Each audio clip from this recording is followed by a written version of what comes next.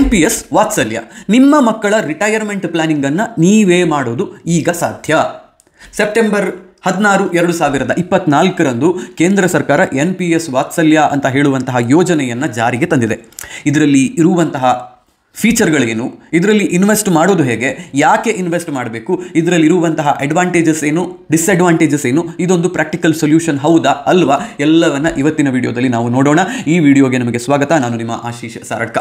NPS ವಾತ್ಸಲ್ಯದ ಎಲ್ಲ ವಿಚಾರಗಳನ್ನು ತಿಳಿದುಕೊಳ್ಳಬೇಕು ಅಂತ ಹೇಳಿದರೆ ಈ ವಿಡಿಯೋವನ್ನು ಕೊನೆಯ ತನಕ ನೀವು ನೋಡಬೇಕು. NPS ವಾತ್ಸಲ್ಯ ಅಂತ ಕಮೆಂಟ್ ಮಾಡಿ. ನೇರವಾಗಿ ವಿಡಿಯೋಗೆ ಹೋಗೋಣ. ಈ ಸ್ಕೀಮ್ ಮೊದಲು ಯಾರೆಲ್ಲ ಎಲಿಜಿಬಲ್ ಆಗಿರ್ತಾರೆ ಇಲ್ಲಿ ದುಡ್ಡನ್ನು ಹೂಡಿಕೆ ಮಾಡೋದಕ್ಕೆ ಅನ್ನೋದನ್ನು ಮೊದಲಿಗೆ ನೋಡೋಣ. ಅದನ್ನು ನೋಡೋದಕ್ಕಿಂತ ಮುಂಚೆ NPS ವಾತ್ಸಲ್ಯ ಅಂತ ಹೇಳಿದರೆ ಏನು ಅನ್ನೋದನ್ನು ನೋಡೋಣ. NPS ಅಂತ ಅಂದರೆ ನ್ಯಾಷನಲ್ ಪೆನ್ಷನ್ ಸ್ಕೀಮ್ ಅಂತ ಹೇಳ್ತೀವಿ. ವಾತ್ಸಲ್ಯ ಅಂತ ಹೇಳುವಂತಹದ್ದು ಪೆನ್ಷನ್ ಸ್ಕೀಮೇ. ಈ ಪೆನ್ಷನ್ ಸ್ಕೀಮ್ ಮಾತ್ರ ಇರುವಂತಹದ್ದು ಮೈನರ್ ಇಂಡಿಯನ್ ಸಿಟಿಸನ್ಸ್ಗೆ. 18 ವರ್ಷಕ್ಕಿಂತ ಸಣ್ಣವರಾದಂತಹ ಯಾರ ಹೆಸರಲ್ಲಿ ಬೇಕಾದರೂ ನೀವು ಅಂದರೆ ಪೇರೆಂಟ್ಸ್ ಆರ್ ಗಾರ್ಡಿಯನ್ಸ್ NPS ವಾತ್ಸಲ್ಯ ಅಕೌಂಟನ್ನು ಓಪನ್ ಮಾಡಬಹುದು. ಹೀಗೆ ಓಪನ್ ಮಾಡಿದಂತಹ ಅಕೌಂಟಿನಲ್ಲಿ ನೀವು ಮಿನಿಮಮ್ 1,000 ರೂಪಾಯಿ ಪರ್ ಇಯರಿಂದ ಸ್ಟಾರ್ಟ್ ಮಾಡಿಕೊಂಡು ಅಪ್ಪರ್ ಲಿಮಿಟ್ ಇಲ್ಲ, ಎಷ್ಟು ದುಡ್ಡನ್ನು ಬೇಕಿದ್ರೂ ಹೂಡಿಕೆ ಮಾಡಬಹುದು. ಹೀಗೆ ಹೂಡಿಕೆ ಮಾಡಿದಂತಹ ದುಡ್ಡು ಉಪಯೋಗಕ್ಕೆ ಬರೋದು ನಿಮ್ಮ ಮಕ್ಕಳ ರಿಟೈರ್ಮೆಂಟ್ ಟೈಮಿನಲ್ಲಿ. ಈ ಯೋಜನೆಗೆ ಯಾರೆಲ್ಲ ಎಲಿಜಿಬಲ್ ಇರ್ತಾರೆ? ಪ್ರತಿಯೊಬ್ಬ ಭಾರತೀಯ ಮಗುವು ಇದಕ್ಕೆ ಎಲಿಜಿಬಲ್ ಇರುತ್ತೆ. ಹೀಗೆ ಎಲಿಜಿಬಲ್ ಇರುವಂತಹ ಮಕ್ಕಳ ಕೈಯಲ್ಲಿ ಇರಬೇಕಾದಂತಹದ್ದೇನು, ಒಂದು ಪ್ಯಾನ್ ಕಾರ್ಡ್ ಇರಬೇಕಾಗಿರುತ್ತೆ, ನಿಮ್ಮ ಹತ್ರ ಮಕ್ಕಳ ಬರ್ತ್ ಸರ್ಟಿಫಿಕೇಟ್ ಇರಬೇಕು, ಗಾರ್ಡಿಯನ್ ಹತ್ರ ಫೋನ್ ಇರಬೇಕು, ಫೋನ್ಗೆ ಒಂದು OTP ಮತ್ತು SMS ಬರುತ್ತೆ. ಇದೆಲ್ಲವನ್ನು ಬಳಕೆ ಮಾಡಿಕೊಂಡು ನೀವು NPS ವೆಬ್ಸೈಟ್ಗೆ ಹೋದರೂ ಈ ಯೋಜನೆಯನ್ನು ಶುರು ಮಾಡಬಹುದು. ಹೀಗೆ ಶುರು ಮಾಡಿದಂತಹ ಯೋಜನೆಯಲ್ಲಿ ನೀವು ಮೊದಲು ಮಾಡಬೇಕಾಗಿರುವಂತಹದ್ದೇನು, ದುಡ್ಡನ್ನು ಹೂಡಿಕೆ ಮಾಡಬೇಕು. ಮಿನಿಮಮ್ 1,000ದಿಂದ ಹಿಡಿದು ಎಲ್ಲಿಯವರೆಗೆ ಬೇಕಿದ್ರೂ ದುಡ್ಡನ್ನು ಹೂಡಿಕೆ ಮಾಡಬಹುದು ಅಂತ ಹೇಳಿದ್ದೆ. ಹೀಗೆ ಹೂಡಿಕೆ ಮಾಡುವಂತಹ ದುಡ್ಡನ್ನು ನೀವು ಎಷ್ಟು ವರ್ಷ ಮಾಡಬಹುದು? ಮಗುವಿಗೆ 18 ವರ್ಷ ಆಗುವಲ್ಲಿಯವರೆಗೆ you can invest the money. ಈಗ ಹುಟ್ಟಿದಂತಹ ಮಗುವಿಗೆ ನೀವೊಂದು NPS ವಾತ್ಸಲ್ಯ ಅಕೌಂಟ್ ಓಪನ್ ಮಾಡ್ತಿದ್ದೀರಾ ಅಂದರೆ you will get 18 years of time to invest your money. ಹೀಗೆ ದುಡ್ಡನ್ನು ಹೂಡಿಕೆ ಮಾಡುವಾಗ ನಿಮಗೆ ಯಾವ ರೀತಿಯ ಇನ್ವೆಸ್ಟ್ಮೆಂಟ್ ಈ ದುಡ್ಡನ್ನು ಹಿಡ್ಕೊಂಡು ಸರ್ಕಾರ ಮಾಡಬೇಕು ಅನ್ನುವಂತಹ ಚಾಯ್ಸ್ ಮಾಡುವಂತಹ ಅವಕಾಶ ಇರುತ್ತೆ. ಈ ದುಡ್ಡನ್ನು ಮ್ಯಾನೇಜ್ ಮಾಡುವಂತಹದ್ದು pension fund regulatory and development authority PFRDA ಅಂತ ಹೇಳುವಂತಹ ಕೇಂದ್ರ ಸರ್ಕಾರದ ಸಂಸ್ಥೆಗೆ. ಈ ಪೆನ್ಷನ್ ಸ್ಕೀಮನ್ನು ನೀವು ಇನ್ವೆಸ್ಟ್ ಮಾಡೋದಕ್ಕೆ ಶುರು ಮಾಡಿದಾಗ 3 ಚಾಯ್ಸ್ ನಿಮಗಿರುತ್ತೆ. ಡಿಫಾಲ್ಟ್ ಚಾಯ್ಸ್ ಅಂತ ಹೇಳುವಂತಹದ್ದು, ಈ ಡಿಫಾಲ್ಟ್ ಚಾಯ್ಸ್ ನಿಮಗೆ NPSನಲ್ಲೂ ಬರುತ್ತೆ. ಆಟೋ ಚಾಯ್ಸ್ ಅಂತ ಹೇಳುವಂತಹದ್ದು ಇರುತ್ತೆ. ಆಕ್ಟಿವ್ ಚಾಯ್ಸ್ ಅಂತ ಹೇಳುವಂತಹ 3 ಅವಕಾಶಗಳು ನಿಮಗಿರ್ತವೆ. ಈ ಡಿಫಾಲ್ಟ್ ಚಾಯ್ಸ್ ಅಂತ ಹೇಳುವಂತಹದ್ದು ನಿಮಗೆ ಒಂದು ಮಾಡರೇಟ್ ಲೈಫ್ ಸೈಕಲ್ ಫಂಡ್ ಅಂತ ಹೇಳುವಂತಹ ಫಂಡ್ ಕ್ರಿಯೇಟ್ ಮಾಡುತ್ತೆ.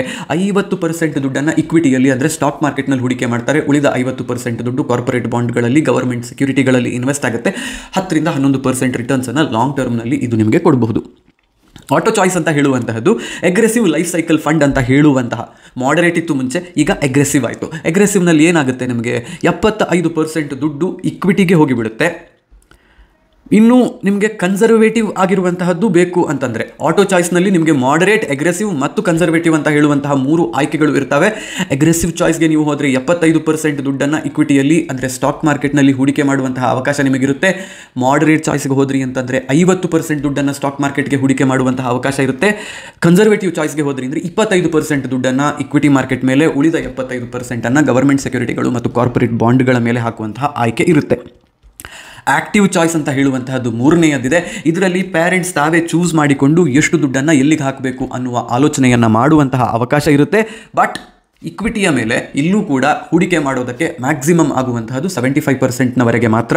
ನಿಮಗೆ ಫುಲ್ 100% ಗವರ್ಮೆಂಟ್ ಸೆಕ್ಯೂರಿಟಿ ಮೇಲೆ ಹೂಡಿಕೆಯನ್ನು ಮಾಡ್ತೀನಿ ಅಥವಾ ಕಾರ್ಪೊರೇಟ್ ಡೆಟ್ನ ಮೇಲೆ 100% ಅಕ್ಯುಮುಲೇಟ್ ಮಾಡ್ತೀನಿ ಅಥವಾ ಇನ್ವೆಸ್ಟ್ ಮಾಡ್ತೀನಿ ಅಂತ ಹೇಳಿದರೆ ಆ ಅವಕಾಶಗಳನ್ನು ಇದು ಕೊಡುತ್ತೆ. But if you ask me, auto ಚಾಯ್ಸ್ಗೆ ಹೋಗಿಬಿಟ್ಟು ಅಗ್ರೆಸಿವ್ ಲೈಫ್ ಸೈಕಲ್ ಫಂಡ್ ಅಂತ ಹೇಳಿ 75% ಇಕ್ವಿಟಿಯಲ್ಲಿ ಹೂಡಿಕೆ ಮಾಡುವಂತಹದ್ದು ಮೇಕ್ಸ್ ಸೆನ್ಸ್. ಆಯ್ತಪ್ಪ, ದುಡ್ಡನ್ನು ಇನ್ವೆಸ್ಟ್ ಮಾಡಿದೆ, ಅಲ್ಲೊಂದು ಕಾರ್ಪಸ್ ಅಕ್ಯುಮುಲೇಟ್ ಆಯಿತು, ಅದನ್ನು ನಾನೀಗ ವಿಡ್ರಾ ಮಾಡಬೇಕು ಅಂತ ಹೇಳಿದರೆ ಹೇಗೆ ಮಾಡೋದು ಅನ್ನುವ ಆಲೋಚನೆಯಲ್ಲಿ ನೀವಿದ್ದರೆ ನಿಮಗೆ ಪಾರ್ಷಿಯಲ್ ವಿಡ್ರಾವಲ್ ಮಾಡುವಂತಹ ಅವಕಾಶಗಳು ಮಗುವಿಗೆ 18 ವರ್ಷ ಆಗೋದಕ್ಕಿಂತ ಮುಂಚೆ ಸಿಗುತ್ತೆ. ಈ ಮಗುವಿಗೆ 18 ವರ್ಷ ಆಗೋದಕ್ಕಿಂತ ಮುಂಚೆ 3 ಸರ್ತಿ ನಿಮಗೆ ಪಾರ್ಷಿಯಲ್ ವಿಡ್ರಾವಲ್ ಮಾಡುವಂತಹ ಅವಕಾಶ ಇರುತ್ತೆ. ಬಟ್ ನೀವು ಹೂಡಿಕೆ ಮಾಡಿದ ಅಥವಾ ಹೂಡಿಕೆ ಶುರು ಮಾಡಿದಂತಹ ಮೊದಲ 3 ವರ್ಷಗಳ ಕಾಲ ಯಾವುದೇ ವಿಡ್ರಾವಲ್ ಮಾಡೋದಕ್ಕೆ ಸಾಧ್ಯ ಆಗೋದಿಲ್ಲ. 3 ವರ್ಷಗಳ ಲಾಕಿಂಗ್ ಪೀರಿಯಡ್ ಇಲ್ಲಿರುತ್ತೆ. ಇದಾದ ಮೇಲೆ 3 ವರ್ಷದ ನಂತರ ನೀವು 25% ಕಾಂಟ್ರಿಬ್ಯೂಟೆಡ್ ಅಮೌಂಟ್ನ 25%ನಷ್ಟು ವಿಡ್ರಾ ಮಾಡುವಂತಹ ಅವಕಾಶ ಇರುತ್ತೆ. ಯಾವಾಗ ಎಜುಕೇಷನ್ ಪರ್ಪಸ್ಗೆ ಬೇಕು ಅಂತ ಹೇಳಿದರೆ, ಅಥವಾ ಸ್ಪೆಸಿಫಿಕ್ ಆಗಿ ಮಗುವಿಗೆ ಯಾವುದಾದ್ರೂ ಡಿಸಬಿಲಿಟಿ ಆಗಿದೆ ಅಂದರೆ ಅಂಗವೈಕಲ್ಯ ಆಗಿದೆ ಅಂತ ಹೇಳಿದರೆ, ಅಥವಾ ಯಾವುದಾದ್ರೂ ಸ್ಪೆಸಿಫಿಕ್ ಇಲ್ನೆಸ್ಗಳ ಟ್ರೀಟ್ಮೆಂಟ್ಗೆ ಬೇಕು ಅಂತ ಹೇಳಿದರೆ, ಅಷ್ಟು ವಿಚಾರಗಳಿಗೆ 25% ಆಫ್ ಕಾಂಟ್ರಿಬ್ಯೂಷನನ್ನು ವಿಡ್ರಾ ಮಾಡುವಂತಹ ಅವಕಾಶ ನಿಮಗೆ ಇಲ್ಲಿ ಇರುತ್ತೆ. ಇದನ್ನು ನೀವು ಮಗುವಿಗೆ 18 ವರ್ಷ ಆಗೋದಕ್ಕಿಂತ ಮುಂಚೆ 3 ಸರ್ತಿ ಮಾಡಬಹುದು. ಒಂದು ಸಮಯದಲ್ಲಿ ನೀವು ಯಾವುದನ್ನು ಮಾಡಿಲ್ಲ, 18 ವರ್ಷದವರೆಗೆ ದುಡ್ಡನ್ನು ಹೂಡಿಕೆ ಮಾಡಿದ್ರಿ, ಮಗುವಿಗೆ 18 ವರ್ಷ ಆಯಿತು ಅಂತಾದಾಗ ನಿಮಗೆ 2 ಆಪ್ಷನ್ ಸಿಗುತ್ತೆ. ಒಂದು ವೇಳೆ ನೀವು ಹೂಡಿಕೆ ಮಾಡಿದಂತಹ ದುಡ್ಡು ಮತ್ತು ಅಕ್ಯುಮುಲೇಟ್ ಆಗಿರುವಂತಹ ಕಾರ್ಪಸ್ ಎಲ್ಲ ಸೇರಿಸಿ ದುಡ್ಡು 2.5 ಲಕ್ಷಕ್ಕಿಂತ ಕಮ್ಮಿ ಇದೆ ಅಂತ ಹೇಳಿದರೆ ಸಂಪೂರ್ಣವಾಗಿ ದುಡ್ಡನ್ನು ವಿಡ್ರಾ ಮಾಡುವಂತಹ ಅವಕಾಶ ನಿಮಗಿರುತ್ತೆ. ಒಂದು ವೇಳೆ 2.5 ಲಕ್ಷಕ್ಕಿಂತ ಹೆಚ್ಚು ದುಡ್ಡು ಅಕ್ಯುಮುಲೇಟ್ ಆಗಿದೆ ಅಲ್ಲಿ ಅಂತ ಹೇಳಿದರೆ ಬರೀ 20% ದುಡ್ಡನ್ನು ನಿಮಗೆ 18 ವರ್ಷ ಆದಾಗ ಮಗುವಿಗೆ ವಿಡ್ರಾ ಮಾಡುವಂತಹ ಅವಕಾಶ ಇರುತ್ತೆ. ಉಳಿದಂತಹ 80%ಅನ್ನು ನೀವು ಒಂದು ಆನ್ಯುಟಿ ಪ್ಲಾನ್ಗೆ ಪರ್ಚೇಸ್ ಮಾಡಿಬಿಟ್ಟು ಅಲ್ಲಿ ಅದನ್ನು ಹೂಡಿಕೆ ಮಾಡಬೇಕಾಗುತ್ತೆ. ಆನ್ಯುಟಿ ಅಂತ ಹೇಳಿದರೆ ಸಿಂಪಲ್ ಟರ್ಮ್ಸ್ನಲ್ಲಿ ಹೇಳೋದಾದರೆ ಒಂದು ಪೆನ್ಷನ್ ಪ್ಲಾನ್, ಅದು ಅಲ್ಲಿ ದುಡ್ಡನ್ನು ಹೂಡಿಕೆ ಮಾಡಬೇಕಾಗುತ್ತೆ. ಈ ಮಗುವಿಗೆ 18 ವರ್ಷ ಆದಾಗ NPS ವಾತ್ಸಲ್ಯ ಅಕೌಂಟ್ ಇದ್ದದ್ದು NPS Tier 1 ಅಕೌಂಟ್ ಆಗುತ್ತೆ. ಇದೊಂದು ನಾರ್ಮಲ್ NPS ಅಕೌಂಟ್ ಆಗಿ ಕನ್ವರ್ಟ್ ಆಗುತ್ತೆ. And NPS Tier 1 account is a pension account. So ಹಾಗಾಗಿ ಮಗುವಿಗೆ 60 ವರ್ಷ ಆದಾಗ, ಹಿಯರ್ ಮೀ ಔಟ್ ಕ್ಲಿಯರ್ಲಿ, ಮಗುವಿಗೆ 60 ವರ್ಷ ಆದಾಗ ಪೆನ್ಷನ್ ಬರೋದು ಶುರುವಾಗುತ್ತೆ. ಆ್ಯಂಡ್ ಇದಾಗಬೇಕು ಅಂತ ಹೇಳಿದರೆ ನೀವು ಮಗುವಿಗೆ ಮತ್ತೆ 18 ವರ್ಷ ಆದಮೇಲೆ ಅವರದೊಂದು KYC ಮಾಡಬೇಕು. And after that the kid can continue using the same NPS account and start making his or her own contribution. 18 ವರ್ಷ ಆದಮೇಲೆ ಮಕ್ಕಳ ಕೈಯಲ್ಲಿ ದುಡ್ಡಿದೆ ಅಂತ ಹೇಳಿದರೆ, if they are working or earning, ಅವರು ಅದೇ ಅಕೌಂಟ್ನಲ್ಲಿ ದುಡ್ಡನ್ನು ಅಕ್ಯುಮುಲೇಟ್ ಮಾಡಿಕೊಂಡು ಹೋಗಬಹುದು ಆ್ಯಂಡ್ ಆ ದುಡ್ಡು ಬೆಳ್ಕೊಂಡು ಹೋಗುತ್ತೆ. ಒಂದು ವೇಳೆ ಮಗುವಿನ ಸಾವು NPS ವಾತ್ಸಲ್ಯ ಅಕೌಂಟನ್ನು ಓಪನ್ ಮಾಡಿದ ಮೇಲೆ ಆದರೆ ದುಡ್ಡು ಮಗುವಿನ ತಂದೆ ತಾಯಿಗೆ ಅಥವಾ ಗಾರ್ಡಿಯನ್ ಕಡೆಗೆ ಹೋಗುತ್ತೆ. ಒಂದು ವೇಳೆ ಸ್ಕೀಮ್ ಓಪನ್ ಮಾಡಿದ ಮೇಲೆ ಪೇರೆಂಟ್ಸ್ ಅಥವಾ ಗಾರ್ಡಿಯನ್ಸ್ ಸಾವನ್ನಪ್ಪಿದ್ರು ಅಂತ ಹೇಳಿದರೆ ಇನ್ನೊಬ್ಬ ಗಾರ್ಡಿಯನನ್ನು ನೇಮಕ ಮಾಡುವಂತಹ ಅವಕಾಶವನ್ನು ಈ ಸ್ಕೀಮ್ ನಿಮಗೆ ಕೊಡುತ್ತೆ. ಇದು ಸ್ಕೀಮ್ನ ಒಟ್ಟಾರೆ ಫೀಚರ್ಸ್. ಇದರಲ್ಲಿರುವಂತಹ ಬೆನಿಫಿಟ್ಸ್ ಏನು ಅಂತ ಕೇಳಿದರೆ, ಮಕ್ಕಳ ಹೆಸರಿನಲ್ಲಿ ದುಡ್ಡನ್ನು ಸೇವ್ ಮಾಡೋದಕ್ಕೆ, ಮಕ್ಕಳಲ್ಲಿಯೂ ಕೂಡ ದುಡ್ಡನ್ನು ಸೇವ್ ಮಾಡಬೇಕು ಅಂತ ಹೇಳುವಂತಹ ಒಂದು ಮನಸ್ಥಿತಿಯನ್ನು ತರೋದಕ್ಕೆ ಇರುವಂತಹ ಅದ್ಭುತವಾದಂತಹ ಒಂದು ಸ್ಕೀಮ್. ನೀವು ಈ ದುಡ್ಡಿನ ಇನ್ವೆಸ್ಟ್ಮೆಂಟ್ ಮಾಡೋದ್ರ ಮೂಲಕ ಮಕ್ಕಳ ರಿಟೈರ್ಮೆಂಟನ್ನು ಪ್ಲ್ಯಾನ್ ಮಾಡಬಹುದು. ಇದು ಇದರಲ್ಲಿ ಇರುವಂತಹ ಎರಡನೆಯ ಬೆನಿಫಿಟ್ಟು. 10% ರಿಟರ್ನನ್ನು ನೀವು ಎಕ್ಸ್ಪೆಕ್ಟ್ ಮಾಡಿದರೆ, ಅಂದರೆ ಬರೀ ಮಾಡರೇಟ್ ಅಥವಾ ಕನ್ಸರ್ವೇಟಿವ್ ಸ್ಕೀಮ್ನ ಮೂಲಕ ಹೂಡಿಕೆಯನ್ನು ಮಾಡಿ ಅಷ್ಟೇ ರಿಟರ್ನ್ಸ್ ಸಾಕು ಅಂತ ಯೋಚನೆ ಮಾಡಿದರೆ, ನೀವು ವರ್ಷಕ್ಕೆ 10,000 ರೂಪಾಯಿ ಕಾಂಟ್ರಿಬ್ಯೂಟ್ ಮಾಡಿದರೆ 18 ವರ್ಷಕ್ಕಾಗಬೇಕಾದ್ರೆ 5 ಲಕ್ಷ ರೂಪಾಯಿ ಅಕ್ಯುಮುಲೇಟ್ ಅಲ್ಲಾಗಿರುತ್ತೆ.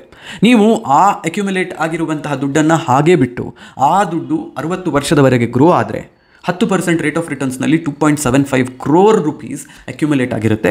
11% ದುಡ್ಡನ್ನು ಅಥವಾ 11% ರೇಟ್ ಆಫ್ ರಿಟರ್ನ್ ನಿಮಗೆ ಸಿಗುತ್ತೆ ಅಂತ ಹೇಳಿದರೆ the corpus will become 5.97 crore. ನಿಮಗೊಂದು ವೇಳೆ 12% ರಿಟರ್ನ್ಸ್ ಸಿಕ್ಕಿತು ಅಂತ ಹೇಳಿದರೆ ಇದೇ ಕಾರ್ಪಸ್ 11 ಕೋಟಿ ರೂಪಾಯಿ ಆಗುತ್ತೆ. ಇದಿಷ್ಟು NPS ವಾತ್ಸಲ್ಯ ಸ್ಕೀಮ್ನ ಫೀಚರ್ಗಳು ಮತ್ತು ಬೆನಿಫಿಟ್ಸ್. ಬಟ್ ಈಗ ನಾವು ರಿಯಾಲಿಟಿ ಆಫ್ ದಿ ಸ್ಕೀಮ್ಗೆ ಬರೋಣ. ನಾವು ನಮ್ಮ ಮಕ್ಕಳ ಭವಿಷ್ಯಕ್ಕೆ ದುಡ್ಡನ್ನು ಹೂಡಿಕೆ ಮಾಡಬೇಕು ಅಂತ ಹೇಳಿದರೆ ನಾವು ಹೂಡಿಕೆ ಮಾಡಬೇಕಾಗಿರುವಂತಹದ್ದು ಅವರ ಎಜುಕೇಷನ್ಗೆ, ಅವರಿಗೆ ಕೆಲಸ ಸಿಗುವಲ್ಲಿವರೆಗೆ, ಅಥವಾ ಅವರಿಗೆ ಒಂದು ಬಿಸ್ನೆಸ್ ಸೆಟಪ್ ಮಾಡೋದಕ್ಕೆ ಫಂಡ್ ಬೇಕು ಅಂತ ಹೇಳುವ ಕಾರಣಕ್ಕೆ. ಇದಿಷ್ಟನ್ನು ನೀವು ಮಾಡಬೇಕು ಅಂತ ಹೇಳಿದರೆ ಆ ಅವಕಾಶ ನಿಮಗೆ NPS ವಾತ್ಸಲ್ಯ ಕೊಡೋದಿಲ್ಲ. Point is very simple. 18 ವರ್ಷ ಆದಾಗ ಒಂದು ವೇಳೆ ಅಕ್ಯುಮುಲೇಟೆಡ್ ಕಾರ್ಪಸ್ 2.5 ಲ್ಯಾಕ್ಗಿಂತ ಹೆಚ್ಚಿದೆ ಅಂದರೆ ಬರೀ 20% ದುಡ್ಡನ್ನು ಅಲ್ಲಿಂದ ವಿಡ್ರಾ ಮಾಡೋದಕ್ಕೆ ಸಾಧ್ಯ ಆಗೋದು. ಬರೀ 20% ದುಡ್ಡನ್ನು ವಿಡ್ರಾ ಮಾಡಿಬಿಟ್ಟು ನೀವು ಏನು ಮಾಡ್ತೀರಿ, ಒಂದು ವೇಳೆ ನಿಮ್ಮ ಮಗುವಿನ ಎಜುಕೇಷನ್ಗೆ ಅಥವಾ ಹೈಯರ್ ಸ್ಟಡೀಸ್ಗೆ ಅಥವಾ ಯಾವುದೋ ಒಂದು ಕಾರಣಕ್ಕೆ ಮದುವೆಗೆ ಅಂತಲೇ ಯೋಚನೆ ಮಾಡಿ ದುಡ್ಡು ಬೇಕು ಅಂತ ಹೇಳಿದರೆ ವಿಡ್ರಾ ಮಾಡೋದಕ್ಕಾಗುತ್ತಾ? ಬರೀ 20% ಮಾತ್ರ ವಿಡ್ರಾ ಮಾಡೋದಕ್ಕೆ ಸಾಧ್ಯ ಆಗೋದು. ನಮ್ಮಲ್ಲಿ ಎಷ್ಟೋ ಜನರಿಗೆ ತಮ್ಮ ಸ್ವಂತ ರಿಟೈರ್ಮೆಂಟಿಗೆ ಬೇಕಾಗಿರುವಂತಹ ಫಂಡ್ಸನ್ನು ಅಕ್ಯುಮುಲೇಟ್ ಮಾಡೋದಕ್ಕೆ ಸಾಧ್ಯ ಆಗೋದಿಲ್ಲ. ನಮ್ಮ ಮಕ್ಕಳ ರಿಟೈರ್ಮೆಂಟಿಗೆ ಫಂಡ್ಸನ್ನು ನಾವು ಯಾಕೆ ಅಕ್ಯುಮುಲೇಟ್ ಮಾಡೋದಕ್ಕೆ ಹೋಗಬೇಕು? ಇದು ಎರಡನೇ ಪ್ರಶ್ನೆ ನನ್ನ ಹತ್ರ ಇರುವಂತಹದ್ದು. ಮೂರನೆಯದ್ದು, ನಾನೀಗ ಅಲ್ಲಿಗೆ 10,000 ರೂಪಾಯಿ ವರ್ಷಕ್ಕೆ ಹಾಕ್ತಿದ್ದೀನಿ ಅಥವಾ 1 ಲಕ್ಷ ರೂಪಾಯಿ ವರ್ಷಕ್ಕೆ ಹಾಕ್ತಿದ್ದೀನಿ ಅಂತ ಹೇಳಿದರೆ ನನಗೆ ಅದರಿಂದ ಏನಾದರೂ ಬೆನಿಫಿಟ್ ಸಿಗುತ್ತಾ ಟ್ಯಾಕ್ಸ್ದು ಅಂತ ಕೇಳಿದರೆ there are 0 tax benefits for me in NPS Vatsalya. So ಅದು ಕೂಡ it is not helping me or it is not helping my kid. 18 ವರ್ಷಕ್ಕೆ ಮಗುವಿನ ಕೈಗೆ ದುಡ್ಡು ಸಿಕ್ಕುವ ಹಾಗಿದ್ದಿದ್ರೆ ಅಥವಾ ಆ ದುಡ್ಡನ್ನು ಗಾರ್ಡಿಯನ್ ಕಂಟ್ರೋಲ್ಡ್ ಆಗಿ ಮಾಡಿಬಿಟ್ಟು ಮಗುವಿನ ಎಜುಕೇಷನ್ಗೆ ಬಳಕೆ ಮಾಡುವ ಹಾಗಿದ್ದಿದ್ರೆ this would have been a beneficial scheme. ಅದರ ಬದಲು ಮಕ್ಕಳ ರಿಟೈರ್ಮೆಂಟ್ಗೆ ಪ್ಲ್ಯಾನ್ ಮಾಡಿ ಅಂತ ಹೇಳಿದರೆ ಈಗ ಹುಟ್ಟಿದಂತಹ ಮಗುವಿನ ಆಲೋಚನೆ ಮಾಡಿಕೊಂಡು ಸರ್ಕಾರಗಳ ಕೈಗೆ ನಾನು 60 ವರ್ಷಕ್ಕೆ ದುಡ್ಡನ್ನು ಕೊಡಬೇಕು ಅಂತ ಹೇಳಿದರೆ I don't really believe that it is going to work out. Because 60 ವರ್ಷದಲ್ಲಿ ಏನಾಗುತ್ತೆ ಯಾರಿಗೂ ಗೊತ್ತಿಲ್ಲ. ಇದರ ಬದಲು ಸಿಂಪಲ್ ಆಗಿರುವಂತಹ ಆಪ್ಷನ್ ಏನು ಅಂತ ಹೇಳಿದರೆ ಅದೇ 10,000 ರೂಪಾಯಿಯನ್ನು ತೊಗೊಳ್ಳಿ, ಮಗುವಿನ ಹೆಸರಿನಲ್ಲಿ ಒಂದು ಮ್ಯೂಚುವಲ್ ಫಂಡ್ ಓಪನ್ ಮಾಡಿ, ಆ ಮ್ಯೂಚುವಲ್ ಫಂಡ್ನಲ್ಲಿ ಹೂಡಿಕೆ ಮಾಡೋದನ್ನು ಶುರು ಮಾಡಿ. ಹೇಗೂ ನಿಮಗೆ ಯಾವುದೇ ಟ್ಯಾಕ್ಸ್ ಬೆನಿಫಿಟ್ ಇಲ್ಲೂ ಸಿಗಲ್ಲ, ಯಾವುದೇ ಟ್ಯಾಕ್ಸ್ ಬೆನಿಫಿಟ್ ಮ್ಯೂಚುವಲ್ ಫಂಡ್ಗೆ ಹೂಡಿಕೆ ಮಾಡಿದರೂ ಸಿಗೋದಿಲ್ಲ. But at least you will control your money, you will control your way of spending it. ಒಂದು ವೇಳೆ ಅರ್ಜೆಂಟಾಗಿ ದುಡ್ಡು ಬೇಕು ಅಂತ ಹೇಳಿದರೆ ಯಾರ ಮರ್ಜಿಗೂ ಕಾಯದೆ ನಿಮ್ಮ ಮ್ಯೂಚುವಲ್ ಫಂಡನ್ನು ನೀವೇ ಮಾರಾಟ ಮಾಡಿಬಿಟ್ಟು ದುಡ್ಡನ್ನು ಬಳಕೆ ಮಾಡಬಹುದು. ಸರ್ಕಾರ ಏನು ಹೇಳುತ್ತೆ ಇಷ್ಟನ್ನೇ ವಿಡ್ರಾ ಮಾಡೋದಕ್ಕೆ ಬಿಡ್ತಾರಾ ಅಂತ ಹೇಳುವ ಆಲೋಚನೆಯನ್ನು ಮಾಡಬೇಕಾಗಿಲ್ಲ. ಹೋಲ್ ಇನ್ ಹೋಲ್ NPS ವಾತ್ಸಲ್ಯ ಅಂತ ಹೇಳುವಂತಹ ಸ್ಕೀಮ್ನ ಬಗ್ಗೆ ನೀವು ನನಗೆ ಕೇಳಿದರೆ I don't have much to say about it. At least practical ಆಗಿರುವಂತಹ ಒಂದು ಸ್ಕೀಮ್ ಅಲ್ಲ ಅಂತ ನನಗನ್ಸುತ್ತೆ. ಇದಿಷ್ಟು ಇವತ್ತಿನ ವಿಡಿಯೋ. ಈ ವಿಡಿಯೋವನ್ನು ನೀವು ನೋಡಿ ನಿಮ್ಮ ಕಮೆಂಟ್ ಅಭಿಪ್ರಾಯಗಳನ್ನು ದಯವಿಟ್ಟು ತಿಳಿಸಿ. ನಿಮಗೆ NPS ವಾತ್ಸಲ್ಯದಲ್ಲಿ ಏನೋ ಒಂದು ಬೆನಿಫಿಟ್ ಇದೆ ಅಂತ ಅನಿಸಿದರೆ ಅದನ್ನು ದಯವಿಟ್ಟು ಕಮೆಂಟ್ ಮಾಡಿ ಹೇಳಿ. ನನ್ನ ತಪ್ಪುಗಳನ್ನು ನಾನು ತಿದ್ದಿಕೊಳ್ಳೋದಕ್ಕೆ ತಯಾರಿರ್ತೀನಿ. ಹೋಗಿ ಬರ್ತೀನಿ. ನಾನು ನಿಮ್ಮ ಆಶೀಶ್ ಸಾರಡ್ಕ.